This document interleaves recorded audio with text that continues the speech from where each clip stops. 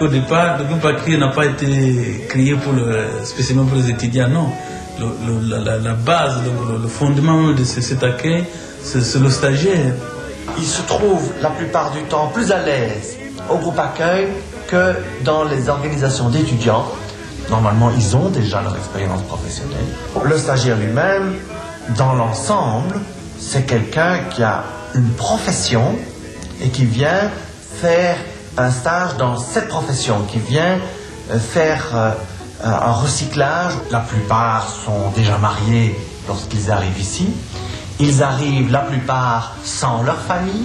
La plupart sont ici pour un temps relativement court, pendant lequel ils n'ont pas le temps de s'adapter à la vie d'ici. Alors, c'est aussi un des objectifs du groupe accueil, c'est d'introduire les stagiaires dans des familles. Ça fait tout de même pas mal d'années que dans certains milieux, on dit à l'occasion de la Noël, c'est un moment de partage, il faudrait ouvrir votre famille. Et il y a pas mal de familles qui sont vraiment désireuses d'avoir des étrangers et qui sont même déçues parfois quand elles n'en reçoivent pas. Vers les années 65, vers ces années-là, il y avait aussi davantage d'accueil qui se faisait tout au long de l'année. Il faut dire, les stagiaires étaient plus seuls à ce moment-là encore que maintenant.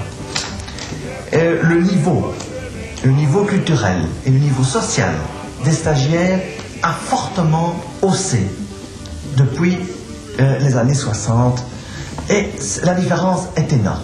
Dans le temps, les stagiaires arrivaient, ils avaient peur de tout. Et ils comprenaient mal tout. C'était vraiment très étonnant. J'ai eu des rapports vraiment très, très proches comme ça avec certains stagiaires qui n'osaient presque pas sortir et ils interprétaient mal tout ce qu'ils voyaient. Par exemple, ils voyaient des dames avec des petits chiens. C'est une chose qui frappe très fort les stagiaires ici en Belgique.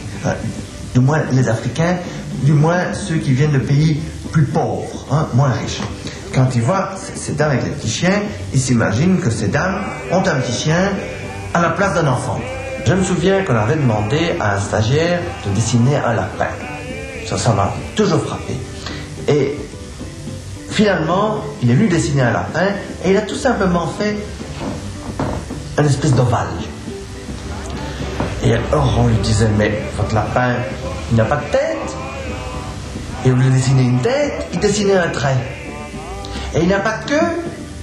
Et il dessinait un autre trait. Tiens, et votre lapin, il n'a pas de pattes. Et il dessinait deux autres traits. Comme ça. C'est pour vous dire, ce brave homme sortait vraiment de la brousse, n'avait jamais été à l'école, ne connaissait vraiment rien, n'avait vraiment reçu aucune formation de base. Et alors, quelqu'un qui venait de son village arrivait en Belgique ne sachant pas qu'il arrivait en plein hiver par un gel épouvantable et il arrivait avec sa tenue ça nous a pas encore tropicale. En coton, ça nous a encore maintenant. Encore maintenant. Oui. Ne se doutant pas, ne se rendant pas compte, ne se rendant absolument pas compte de ce qu'il trouverait ici. Rappelez-vous, les stages n'étaient pas distribués par la Belgique, ils étaient distribués par le gouvernement local. En ce temps-là, comment le gouvernement local distribuait les stages ne nous est pas connu directement, mais nous supposons qu'on désignait quelqu'un parce que c'était quelqu'un qu'on connaissait. Si vous voyez l'évolution des activités du groupe accueil depuis les années 60 jusqu'à maintenant, vous vous rendriez compte de ce qu'il y a une évolution fondamentale. Au début, on organisait seulement des fêtes. Et le niveau intellectuel des réunions était assez bas. On essayait certainement d'y mettre tout son cœur. Mais le cadre, rien que le cadre déjà, c'était un petit peu le genre patronal, si vous voulez. Et on a donc un petit peu modifié nos activités. D'abord, on a fait ce club, le club du vendredi soir. Alors, qu'est-ce qui faisait que les gens arrivaient au club? Ça, on n'a jamais su.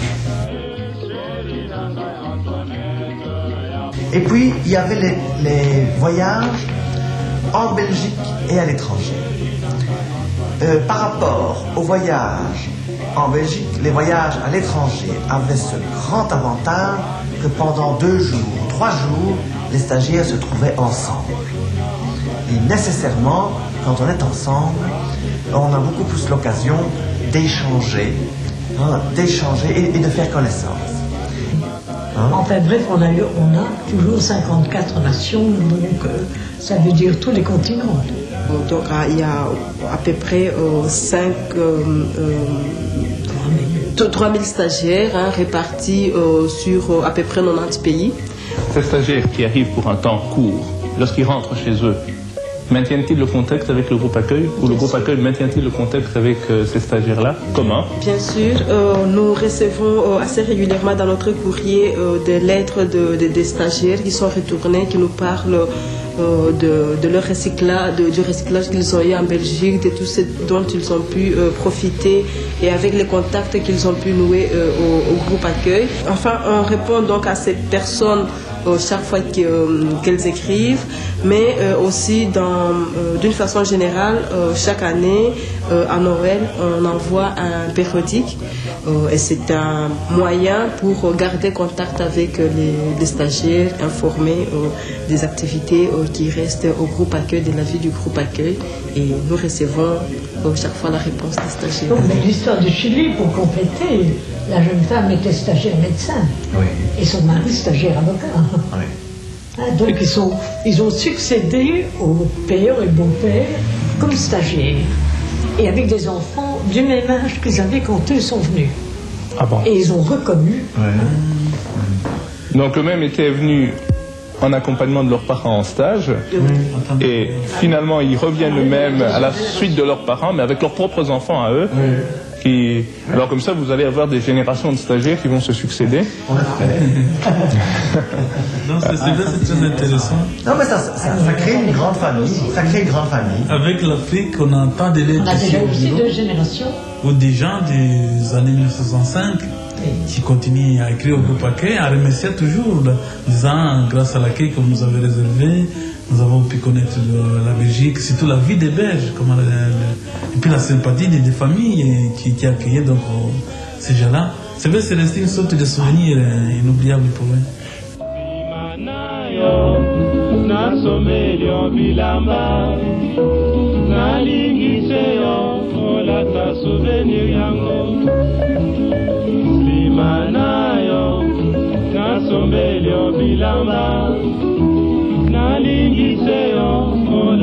Souvenir